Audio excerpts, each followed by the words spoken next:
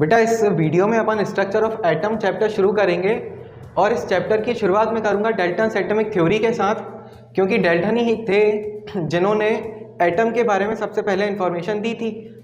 Dalton's atomic theory के कुछ points मैंने लिख रखे हैं, अपन एक एक करके इन सभी को पढ़ेंगे। फर्स्ट पॉइंट है every matter is made up of atoms. इसका मतलब क्या है कि हर एक मैटर एटम से मिलकर बना है। अगला पॉइंट है एटम्स आर इंडिविजिबल, यानी कि एटम्स जो हैं उनसे छोटा कुछ भी नहीं होता और उनको कोई तोड़ भी नहीं सकता, वो स्मॉलेस्ट पार्टिकल है। थर्ड पॉइंट है specific elements have only one type of atoms in them, यानी कि हर तरह के एलिमेंट के पास अपने ही तरह के एटम्स होते हैं। फोर्थ पॉइंट है अपने पास each atom has its own constant mass that varies from element to element, यानी कि हर एक एटम के पास अपना खुद का कांस्टेंट मास होता है और हर एलिमेंट के लिए उसके एटम का मास चेंज होता है। जैसे कि आयरन का मास कुछ और होगा और कैल्शियम का कुछ और होगा, एटम का मास अलग अलग होगा। फिफ्थ पॉइंट है atoms undergo rearrangement during a chemical reaction, यानी कि एक केमिकल रिएक्शन के दौरान एटम्स का रीअरेंजमेंट होगा। समझ रहे हो आप? रीअरेंजमेंट होगा, उनका डिस्ट्रक्शन या क्रिएशन नहीं होगा। सिक्स्थ पॉइंट क्या है?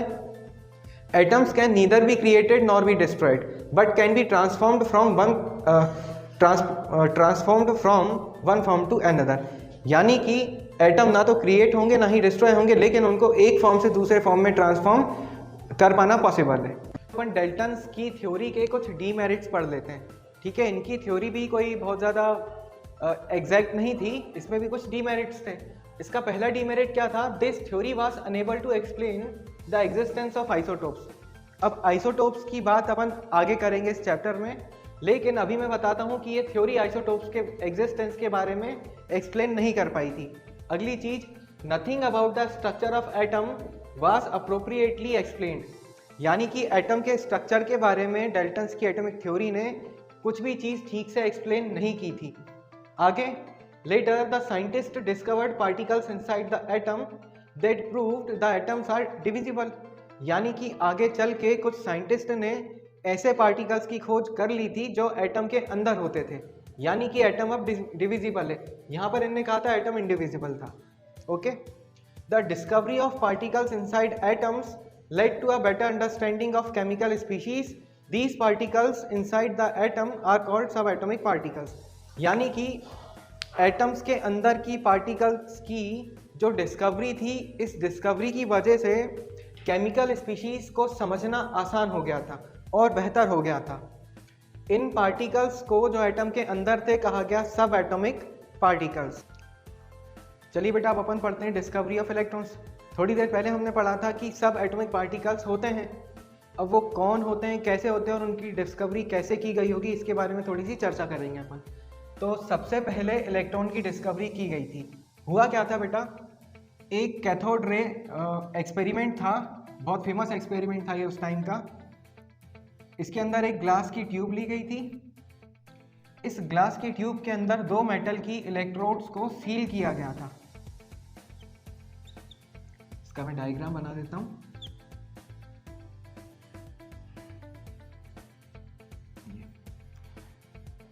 अब इस एक इलेक्ट्रोड को बैटरी के नेगेटिव टर्मिनल से और दूसरी इलेक्ट्रोड को बैटरी के पॉजिटिव टर्मिनल से कनेक्ट कर दिया गया था, ठीक।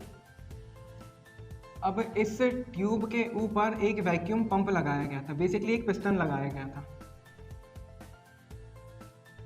पिस्टन का काम आपको मालूम है, पिस्टन को नीचे दबा दो तो प्रेशर बढ़ जाएगा और ऊपर खींच लो तो प्रेशर कम हो जाएगा। यहाँ पे लगा हुआ था प्रेशर गॉज, जो प्रेशर को नापने का काम करता है, ठीक। यहाँ पर अपन बात कर लें एक गैल्वेनोमीटर की। बेटा गैल्वेनोमीटर का काम होता है करंट को डिटेक्ट करना, किसी सर्किट में करंट बह रहा है कि नहीं बह रहा, गैल्वेनोमीटर वो डिटेक्ट कर लेता है। इसके अलावा, ठीक, इतना काफ़ी है। ये बैटरी का नेगेटिव टर्मिनल है और ये बैटरी का पॉजिटिव टर्मिनल है। अब इस तरह के एक्सपेरिमेंट को कहा गया था कैथोड रे एक्सपेरिमेंट। अब देखिए इसमें हुआ क्या था। इस कैथोड बेसिकली इस ट्यूब के अंदर एक गैस भरी गई थी और इस बैटरी को कनेक्ट कर दिया गया। अब हम चाहते क्या थे? हम ये देखना चाहते थे कि गैसेस में से इलेक्ट्रिसिटी कैसे ट्रांसफ़र होगी या कैसे ट्रांसफ़र होती है। तो इनिशियली कोई इलेक्ट्रिसिटी ट्रांसफ़र नहीं हुई, गैल्वेनोमीटर में कोई भी डिफ्लेक्शन नहीं आया।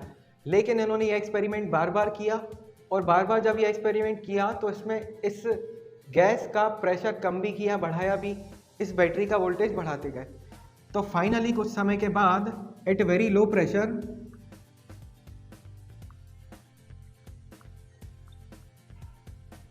एंड हाई वोल्टेज,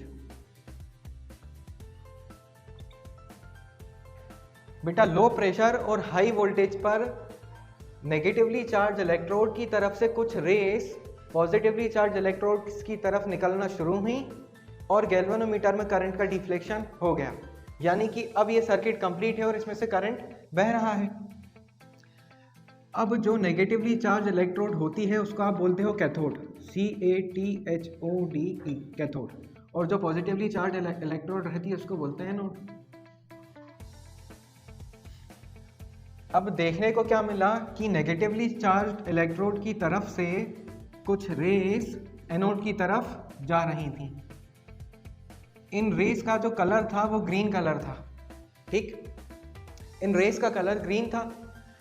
अब ये तो बात हो गई कि भैया गैस में से इलेक्ट्रिसिटी ट्रांसफ़र हो रही है। अब साइंटिस्ट ने यही एक्सपेरिमेंट अलग अलग गैसेस के साथ किया, प्लस उन्होंने हर बार ये कैथोड जिस मेटल का बना था उसको भी चेंज करते गए। तो देखने को क्या मिला, आप इसके अंदर कोई सी भी गैस ले लो या ये कैथोड किसी भी मेटल की ले लो, रेस पहुंचेंगी वहां तक और सर्किट कंप्लीट होगी। यानी इन रेस का निकलना इस गैस के मटेरियल पर या फिर इलेक्ट्रोड के मटेरियल पर डिपेंड नहीं कर रहा। ये पॉइंट आप नोट करके रखना। अब हुआ क्या था कि इन कैथोड रेस के साथ भी कुछ छोटे छोटे गेम्स खेले गए थे। सबसे पहले क्या किया, इन कैथोड रेस के सामने एक ऑब्जेक्ट रख दिया गया। और जैसे कि अपन एक स्टार की बात करें, एक स्टार रख दिया मेटल का इसके फ्रंट में, तो देखने को क्या मिला कि इसके सामने जो एनोड की प्लेट थी उस पर भी एक स्टार की शेडो बन गई। अब आप इसका मतलब समझिए, इसका मतलब ये है कि कैथोड रेस हमेशा स्ट्रेट लाइन में ट्रेवल कर रही हैं, तभी तो वो इस स्टार से टकराई और रुक गई, तो इस स्टार की शेडो यहाँ पर क्रिएट हो गई।